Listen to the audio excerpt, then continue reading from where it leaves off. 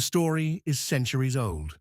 In a country far from the city, three close friends, Roger, Stephen, and Tony, used to live in an old settlement.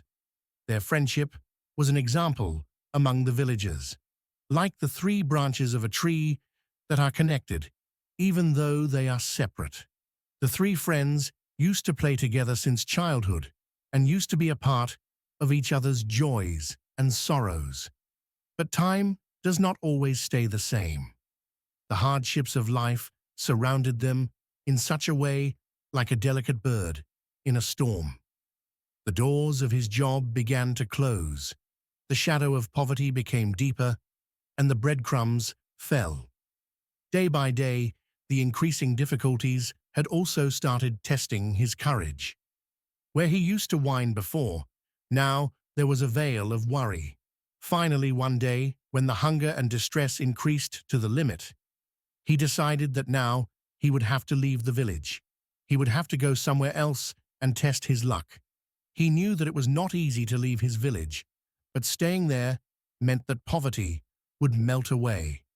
He gathered his little savings, put on a few clothes and a little ration, and set off towards an unknown destination with hopes. The road was long, and his feet were tired, but his heart had a light of hope. He had a dream of a better life in his eyes, were leaving the soil of their village behind. After several hours of distance, they reached a foreign area.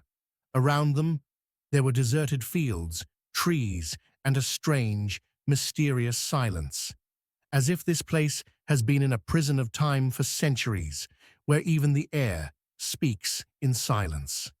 The sun slowly descended into the west.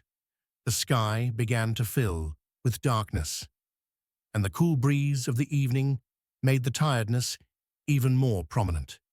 The three friends sat under a big shadowy tree. Stephen laid down his bedsheet.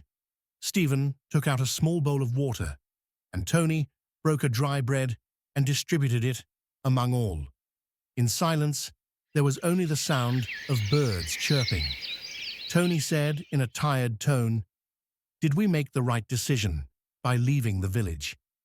Stephen looked up at the sky, where the shining stars were about to rise, and he smiled and said, "When a boat comes in the wind, it needs a shore to save it, no matter how far it is." Hearing this, Stephen took a deep breath. "Whatever happens, we will face it together."